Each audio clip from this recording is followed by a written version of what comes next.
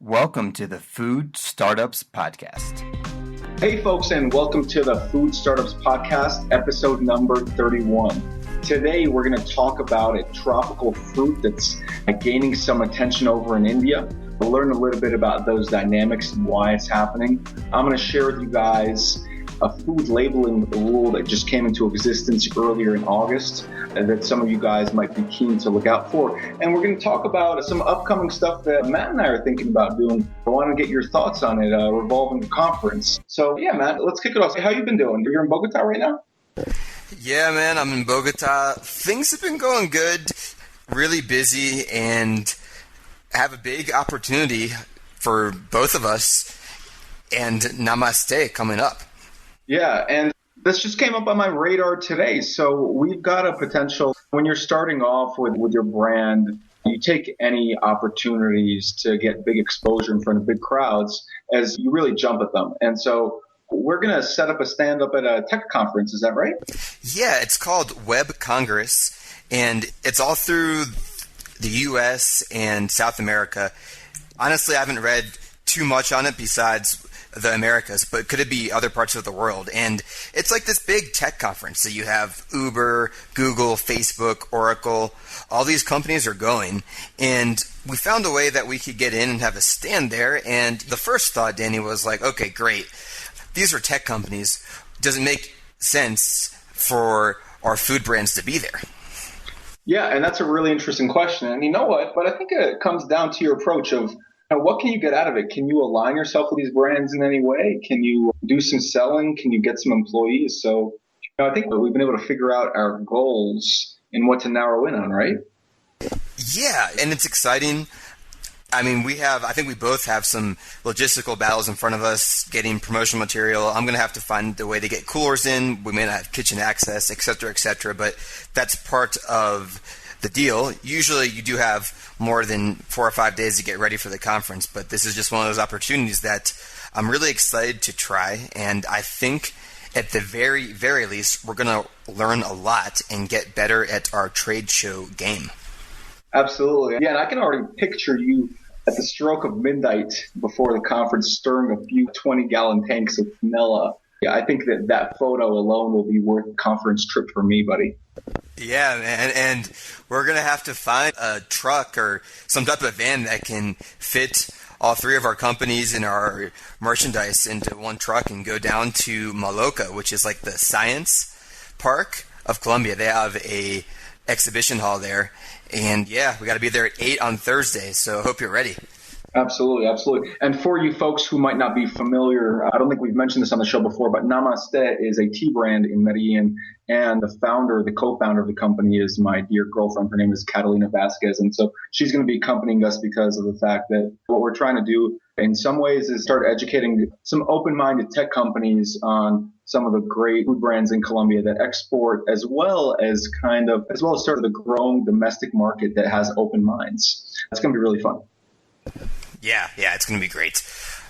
So, let's move into the main topic today.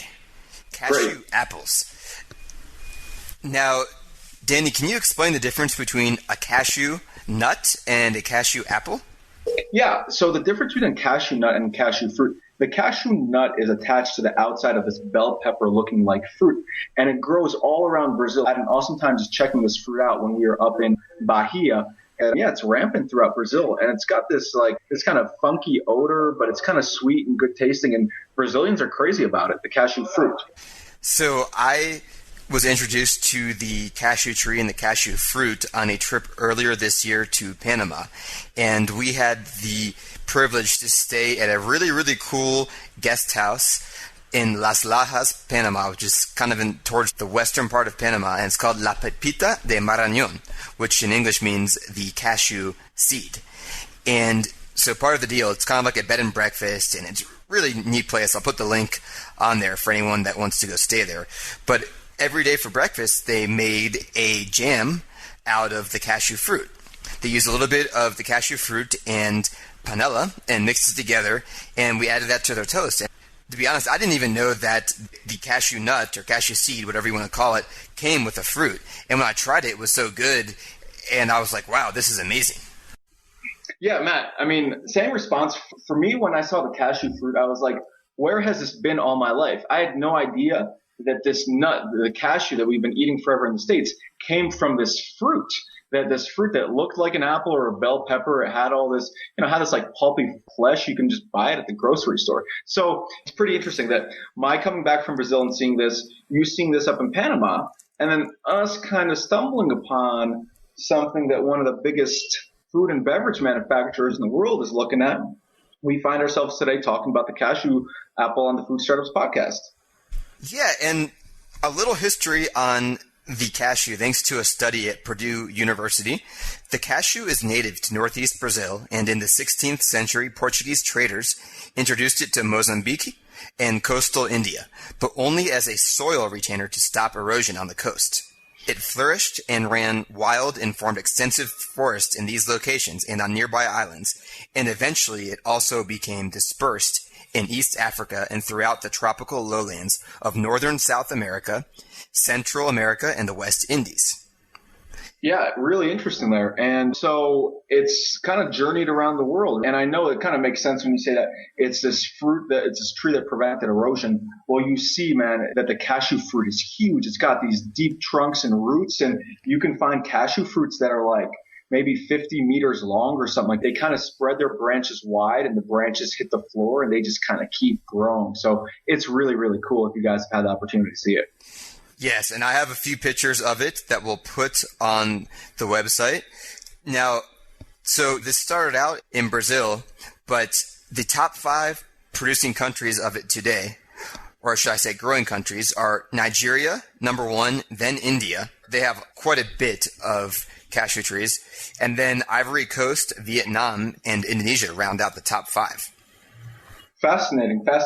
And so, well, Matt, here's the thing. So I was kind of hinting at this before. So in Brazil, cashew juice is really popular. You drink the jogo de caju, or I don't know, my Portuguese sucks, but the caju is frequently found on the breakfast table. But it's not in India.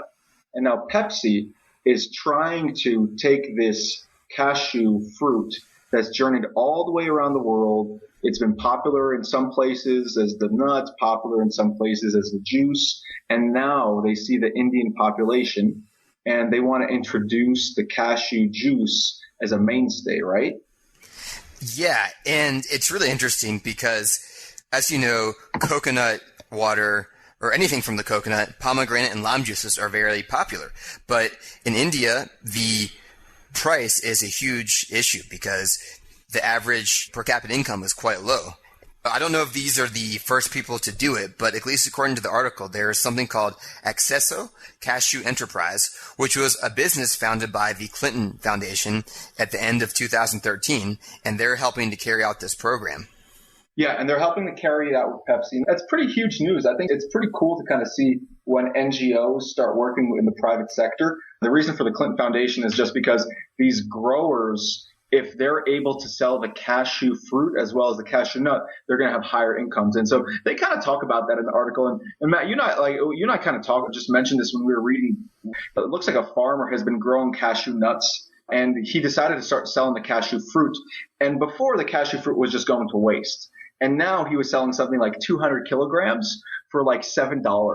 It was 400 rupees. It's mentioned in the article. I found that kind of interesting because on the one hand, $7 is not a lot of money for Western standards and based on the USA GDP per capita. But in India, where GDP per capita is $1,500 per year, that $7, if you can get that per day, that $7 equals $2,000 per year. So pretty cool stuff that we're seeing when we're looking at these pricing dynamics, that basically when you take something from worthless to actually maybe costing a little bit of money, it can actually help farmers out a lot. Yeah, and let's talk about some of the opportunities here. For me, I think it's really interesting because the cashew apple, not the cashew nut, but the cashew apple in many parts all over the place, it's being thrown away. A lot of times, like I saw this in Panama and I know in Cordoba in Colombia, a lot of the cashew trees there, they just let these cashew fruits rot. They don't even do anything with it. So it's really interesting as an entrepreneur to say, wow, I can take something that people are just throwing away and turn it into a product. The opportunity, I think, is it's rich in vitamin C. There's a few other claims that we can get into, but they do know it's pretty high in vitamin C, about 5 times the amount of vitamin C as an orange. Yeah, and that's huge, man. That's huge, especially in diets that might suffer from a lack of vitamin C, which in some Eastern diets, that definitely may be the case. And don't quote me on that, but at the same time, being able to make that health claim is better than not being able to make any claim at all. Yeah, definitely. And obviously, the cashew apples have their drawbacks. The first one I would say is that it is highly perishable. Yeah, and that's a huge one. So if you read about the cashew apple, or if you go to a country where cashews are produced, you kind of see that everyone just lets them rot. And for me, if I were there and if I were living in one of these countries where the cashew fruit is just left to rot, I'd be kind of running around trees just waiting for them to drop into my hands and collect them. But in the industry of fruit distribution, if you have a fruit that rots in one day, it's really hard to make money out of it, simply because your transportation costs might be relatively high or they're greater than zero. And then let's say you spend some money to get something to a centralized market and then you lose all the produce. Well, then you're going to end up losing money. So that's huge, because if you look at other perishable products like the banana, they have in refrigeration, you have like 2 or 3 weeks, enough time to send the banana from Central America to Florida in 5 or 6 days, and you're in the markets in 10. And so that short shelf life is a big problem. Right. And another challenge with the cashew apple, and the cashew for that matter, is the cashew nut has an outer shell with highly corrosive material. So you have to treat this. You have to get rid of the corrosive material if you want to consume it. You can't just eat it right off the tree. In fact, a lot of insecticides and other chemicals are made from this corrosive outer shell. Yeah, and that's pretty fascinating. And I'm not sure what the economics are of that resin that comes from the cashew nut shell. But I can tell you it's pretty interesting in Brazil. Just as a side note, Catalina and we had a cooking class in Brazil. And we were cooking with the cashew apple, and she touched that resin on that cashew nut, and man, it burnt her hands and her mouth, her taste buds for 2 or 3 hours. That thing is really dangerous. And so, one, being able to take that and make it into an opportunity with insecticides is great. But on the other hand, it's a challenge to work with it. So we're seeing that this cashew apple, while it's got great vitamin C and it's nutritious and it's prevalent, it's got these challenges of, one, it has corrosive properties on the nut, and two, it's very perishable. So really interesting. I'll give you one more challenge to think about. Now, the cashew is in the same family as the Brazilian pepper and poison ivy. And both of those are well known to induce severe allergic reactions. Yeah, so that's even one more obstacle. So there, no pun intended, but is the juice worth the squeeze for the cashew nut? How do folks like Pepsi figure that out? That's really interesting. I mean, obviously Pepsi has tons and tons of resources for research, and they can run tests with different ways to preserve the product. I think also they're making in India and selling it in India. They're not, shipping it between countries. The fermentation is something that they have to deal with as well. And I won't call this necessarily a challenge, because a lot of people I guess it's popular in West Africa, make wine from the cashew apple. But as quoted in the New York Times article, they said something along the lines of, if little kids are drinking Tropicana cashew juice in India and it has alcohol in it, it's a very big problem. Yeah, and I think Pepsi's case is fascinating, because we've seen in past episodes, we talked about coconut water. Coconut water used to be a byproduct. It used to be thrown away. Sounds exactly like the cashew fruit.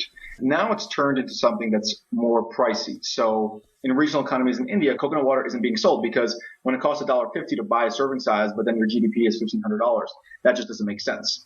Okay. And so if you can sell something at a greater price point, and there's already this built-in supply, there are thousands of tons of cashew fruit in India. And if you can figure out, I think the main challenge, Matt, I don't know what you think, but I think the main challenge is, can you set up centralized distribution to actually be able to harvest, let's say, the juice that Pepsi's making in this case, and actually pasteurize it in a 24-hour window? That's probably what it's going to come down to.